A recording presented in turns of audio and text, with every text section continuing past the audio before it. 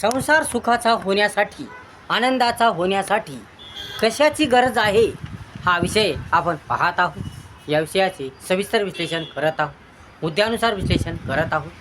प्रथम याची प्रस्तावना पाहूया आणि नंतर एका मुद्द्याद्वारे याचे विश्लेषण करू. संसार सुखाचा आनंदाचा होण्यासाठी कशाची गरज आहे, कोण्या गोष्टीची गरज आहे, कोण्या बाबीची गरज आहे, काय आवश्यकता आहे. तर संसार आनंदाचा सुखाचा होण्यासाठी आपल्याला गरज आहे प्रेमाची, जुळून घेण्याची, सत्यताची, एकतेची, जाणीवची, म्हणजे जाणीव ठेवण्याची, जाणीव असली पाहिजे, माणुसकीची, विश्वासाची, कष्टमेहनतीची, ज्ञानाची, धीर धैर्य दिलासाची, ईश्वराच्या नामस्मरणाची, चांगल्या गोष्टीची, चांगल्या बाबीची, शांततेची, आवडगोडीची, शिस्ततेची, स्वच्छतेची, दूरदृष्टीची, संयम सहनशीलतेची, अशा अनेक गोष्टीची आपल्याला गरज आहे. तरच आपला संसार सुखाचा होतो, आनंदाचा होतो. म्हणून संसार सुखाचा, आनंदाचा, मजेचा, छान छान होण्यासाठी या गोष्टी आपल्याला पालन करावंच लागते. जर संसारामध्ये सतत तिरस्कार असेल, सतत भांडण असेल, सतत तंटा असेल, सतत कर्कर असेल, सतत किरकिर असेल, सतत कर्कश असेल, अशांतता असेल, राग क्रोध असेल, तर त्या संसारामध्ये कोणताही अर्थ नसतो. तो संसार कधीच सुखाचा होत नसतो. त्या संसारामध्ये मजा नसते, आनंद नसतो, मौज नसते. त्या घरात लक्ष्मी राहत नाही, त्या संसाराला योग्य आकार नसतो. त्यामुळे तो संसार कधीच आनंदाचा, सुखाचा होत नाही. म्हणून संसारामध्ये कर्कर असू नये, किरकिर असू नये, कर्कश असू नये, भांडणतंटा असू नये, मतभेद असू नये, अविश्वास असू नये,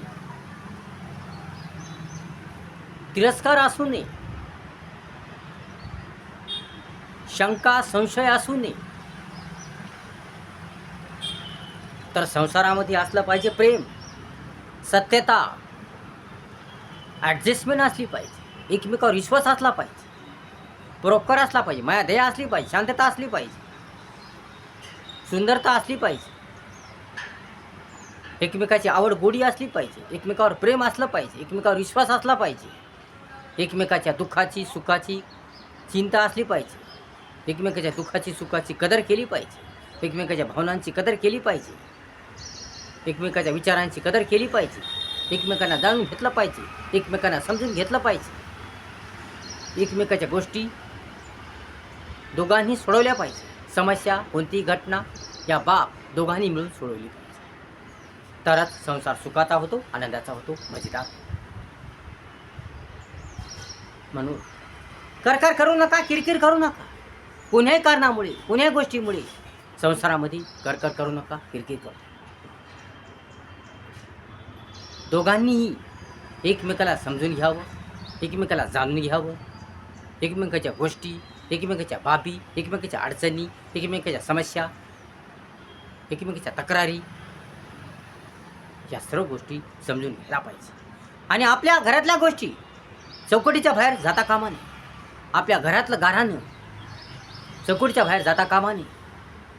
कोणत्याही बाबी असो, कोणत्याही समस्या असो, कोणत्याही घटना असो, कोणत्याही प्रसंग असो, आपल्या घरातल्या गोष्टी कोणालाही कळू नये.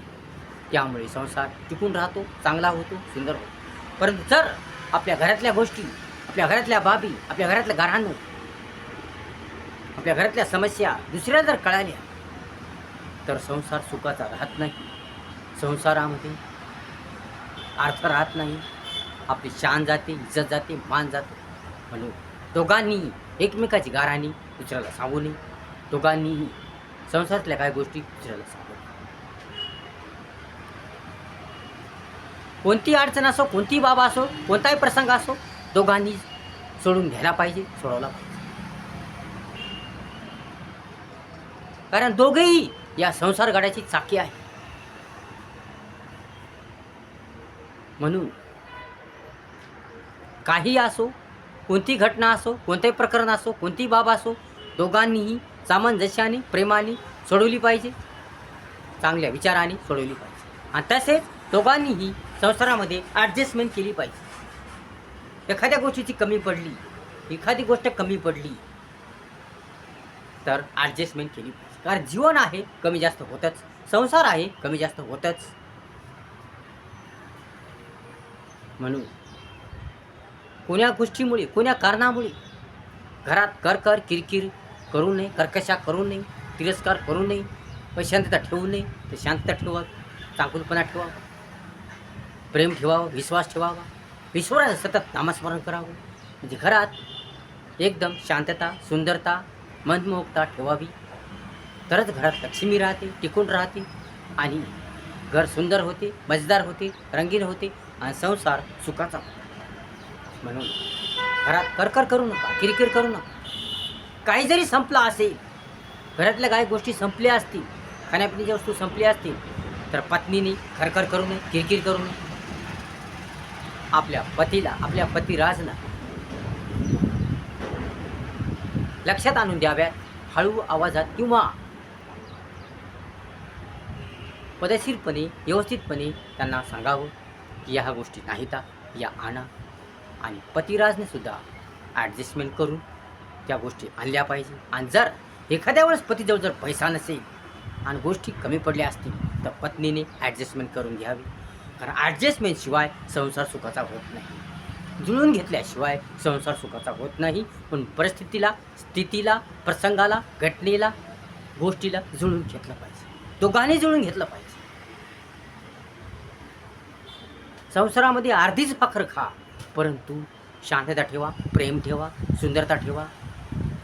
कोणापुढे हात पसरू नका, आपलं गाऱ्हाणं कोणाला सांगू नका, आपल्या संसारातल्या गोष्टी कोणाला सांगू नका, आपल्या घरच्या गोष्टी कोणाला सांगू नका. अर्धीच भाकर खा, समाधानाने राहा, चांगुलपणाने वागा, संसार सुखाचा करा. आपल्या पतीचं गाऱ्हाणं कोणाला सांगू नये, या आपल्या पत्नीचं गाऱ्हाणं कोणाला सांगू नये. कारण त्यामुळे काहीच भेटत नाही, उलटं आपली बदनामी होते, आपला नाश होतो, आपली शान जाते, मान जाते. म्हणून कोणीही एकमेकाची गोष्टी दुसऱ्याला सांगू नये, शेअर करू नये.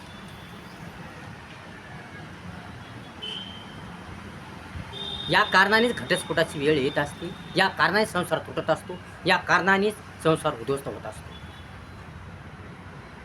कारण आपल्या घरातल्या गोष्टी दुसऱ्याला शेअर केल्या, आपले एकमेकाची गाऱ्हाणी दुसऱ्याला शेअर केली, या घरातल्या करकरी, किरकिरी, कमजोरी, अशक्तपणा, या सर्व गोष्टी जर दुसऱ्याला शेअर केल्या, दुसऱ्याला सांगितल्या, घरातले प्रॉब्लेम्स दुसऱ्याला सांगितले, तर मात्र आपला संसार सुखाचा राहत नाही, आनंदाचा राहत नाही, आपला संसार उद्ध्वस्त होतो, व घटस्फोटाची वेळ येते. त्यामुळे आपल्या घरातल्या कोणत्याच गोष्टी, कुठल्याच गोष्टी कोणालाही सांगू नये. भाऊ असो, बहीण असो, आई असो, वडील असो, कोणालाही सांगू नये. जसं आहे तसं ॲडजस्टमेंट केलं पाहिजे. दोघांनी एकमेकाला समजून घेतलं पाहिजे, दोघांनीही एकमेकाच्या अडचणी सोडवल्या पाहिजे, समाधानाने सोडवल्या पाहिजे, शांततेने सोडवल्या पाहिजे, प्रेमाने सोडवल्या पाहिजे, सामंजस्याने सोडवल्या पाहिजे, सत्यतेने, एकतेने सोडवल्या पाहिजे.